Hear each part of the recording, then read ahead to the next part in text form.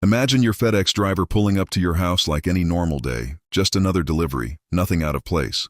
Now imagine that same driver comes back, abducts your 7-year-old child, and later admits to killing her. Because that's exactly what investigators say happened in this case. In November 2022, 7-year-old Athena Strand vanished from her home in Texas, and within hours what started as a missing child case turned into something much darker when investigators identified a FedEx driver, Tanner Lynn Horner, as the last person connected to her disappearance, because according to police, he abducted her and later admitted to killing her, a confession that would come out piece by piece during questioning, revealing exactly how a normal delivery route turned into a murder investigation. You went to that residence to deliver a package? Okay, and then what happened? When I was trying to get myself situated to where, I have an easy way to get out of the property, I kind of backed up and hit her. Okay, and then what happened? She seemed like she wasn't too incredibly hurt, but it was a panic. Okay. I didn't know what to do. My main fear was I could lose my job, lose my source of income, the way, everything was on the line. I didn't know what to do. Okay. So then what did you do, lock her up in the truck? I listened to this dumb little voice in my head that told me, just grab her and go, and I did. Okay. So you said you didn't hurt her too bad, you just kind of bumped her, or? I mean, she had some bruises. Okay. So she's still talking to you and everything, what'd she say? She was worried that I was a kidnapper. And what'd you tell her? I told her no. She kept asking where we were going. I didn't know what to tell her, so I would just talk to her about random things. Mm-hmm. I didn't. Sorry, it's okay. So you didn't what? She was a sweet kid. Mm-hmm.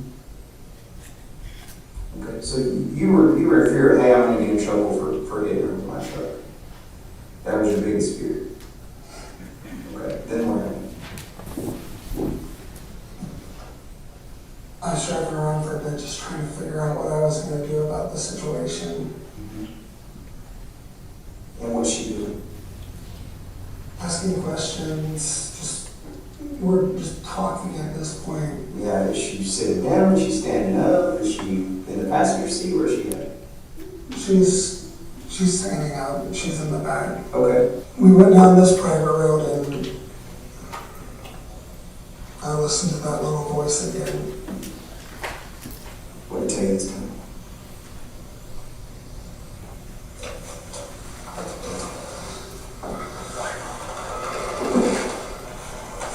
Remember what it told you?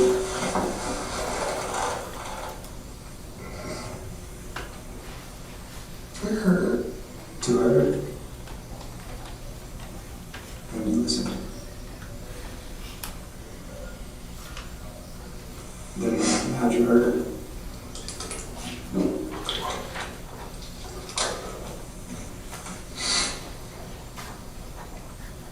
It's okay. It's alright. It's alright. How'd you heard it? No, it's not alright. Well, no, it's alright to tell me. It's okay to tell me. You gotta get it off your chest. How'd you hear it?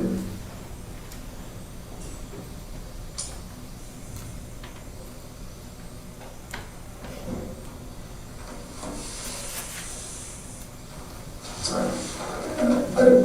You gotta get it off your chest, okay?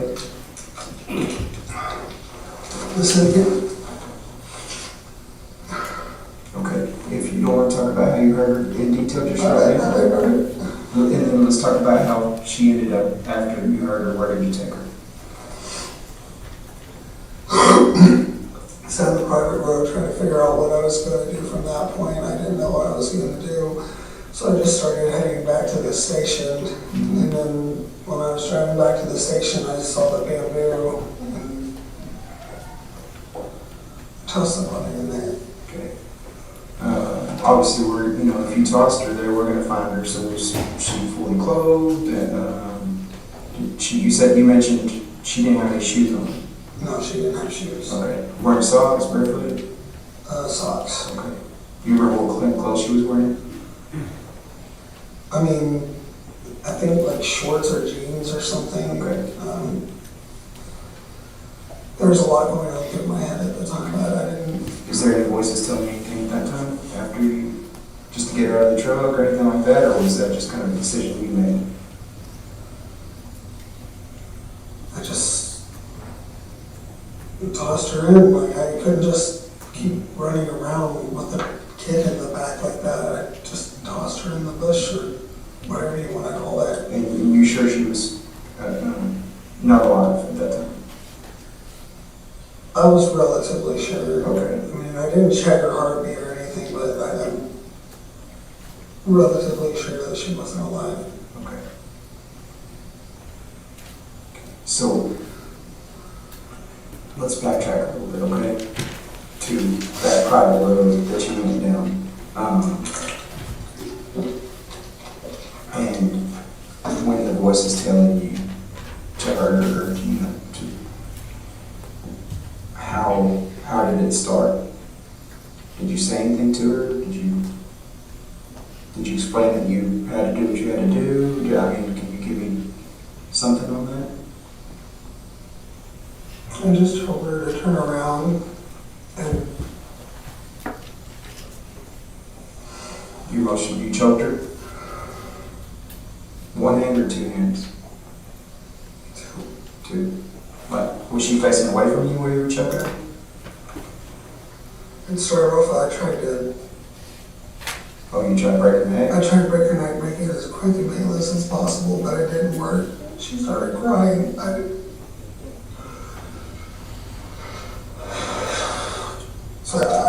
trying to calm down. I'm trying to calm down. It's all right. Hey, listen to what I tell you earlier, right?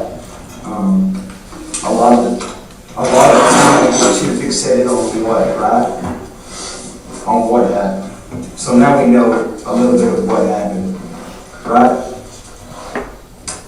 We know that you hit her, bumped her with the truck. You got scared, right? She not telling you. So you got her in the truck. When you got her in the truck, let's talk about that. Did you just pick her up into the truck, or did you ask her to get in? I asked her to get in. Okay. So she listened to you, got in the truck, and then you drive from your route immediately, start kind of headed back to the station, right? No. After that, that's when we went down the private road because I was trying to figure out what I was going to do. Okay. What do you think the time frame was from there? Like, I don't know. not very long, like 5, 10 minutes, 30 minutes? I wouldn't know how to. Okay. But no worry, we're not going to Unless I'm like sitting there looking at the time, I have no idea how much time has passed. Okay, so. I don't even know how long it's been since you guys stopped me after that delivery. Yeah, okay, so your perception of time is not too good. So you get in the truck, she's standing up talking to you. You are driving down the private road, and that's when the voice tells you, hey, you need to hurry her, you need to get rid of her, right? Am I right? Correct me if I'm missing something. And then you ask her to face away from you, and you try to break her neck at first, but she started crying. When you said try to break her neck, did you like try to spin it? How did you do that? Try to spin it. Like spin like one hand on the chin, one hand on top of the head, hand on the side of the head, or how? Like, Okay, and that didn't work? yes, sir. Okay. But she was facing away from you when you did that? Yes, sir. Okay, so then I didn't want her to see it coming. I didn't. okay. So then, I couldn't take it if she was sitting there in pain. I wanted to do it as quick as possible, and it didn't work. And sorry. yeah, and now we accomplished that, trying to find out where she's at, right? We haven't found her yet, or that I know of. So now we're going to get into some of that why. Why did you mainly hurt her because you didn't want to get in trouble for hitting her with FedEx or legally or what? Essentially, just panicking. I didn't know what to do, and then it almost seems like it was a dream. For the most part, it just kind of seems like I wasn't. You know what I mean? Seems like I wasn't behind the wheel at the time. Out of body experience, so to speak. Almost. Okay. Almost. But stuff like that's happened my entire life. Where like I'll have these like out of body experiences. Mostly when I'm like getting in a fight with someone or something like that. But sometimes I'll kind of like phase out and not know what's going on. Other times I'll just kind of be in the back seat almost. When you were talking to her, did she tell you her name? Yeah, What's her name? Athena. Okay. Did she tell you her full name, or did she just know her first name? Did she tell you her last name or anything? No, she didn't tell me her last name. So she just told you her name was Athena? Right. Which I actually thought that was pretty cool because, you know, I like mythology and stuff like that. Yep. So let's go back to, I know you don't want to, you know, you have a hard time, rightfully so, you know, kind of recalling a little bit, but, and I'm going to go back and touch on it a little bit. And you try to break her neck, she starts crying. When you start choking her, facing away from you like you stated earlier, how long did it take her to essentially pass out or stop crying? Was it long, or was it a short period of time? How long do you think? It was probably about a minute, but it felt like so much longer. And then she just stopped moving, went limp. I mean, were you all on the ground, or was she standing up still? Was she standing up when you were doing it, or did she, obviously at some point when she passes out or whatever, you had to come to the ground? She started off standing and then kind of after a while just went down. Okay. Okay. And then did she move at all after that? No, sir. Okay. That's when I started heading towards that, I guess, it's a county road, the one right across from 2123, and that's when I threw her in the bush. Okay. Now, what was that little voice specifically telling you? Do you remember?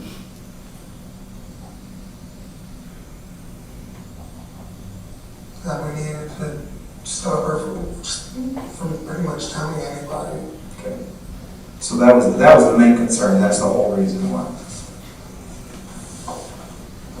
Everything was at risk. My job, my family, everything. I didn't.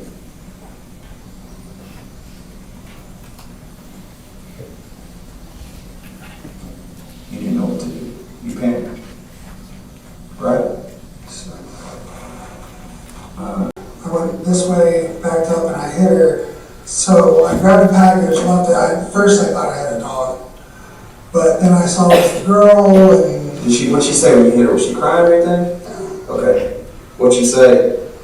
she was just crying. I was trying to calm her down. Okay. And after about 10 seconds, that's when I started panicking, started realizing the implications. Okay. The particular truck I was in doesn't have a working backup camera, Mhm. so it's kind of a pain in the ass most of the time. Okay. So then what do you do after you hit her? That's, You started panicking, you said it's about 10 seconds.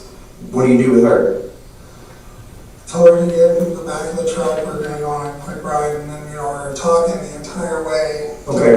So when she gets in the truck, she goes, does she jump into the driver's side, passenger side, or where? In the back of the truck. Oh, the back. Okay, because you got it open, because you got the back. Yeah. So she gets out, you shut it. Again, I don't want to put words in your mouth. What, do you go in with her and shut it that way, or do you go around? Yeah, I shut it through the back. Okay.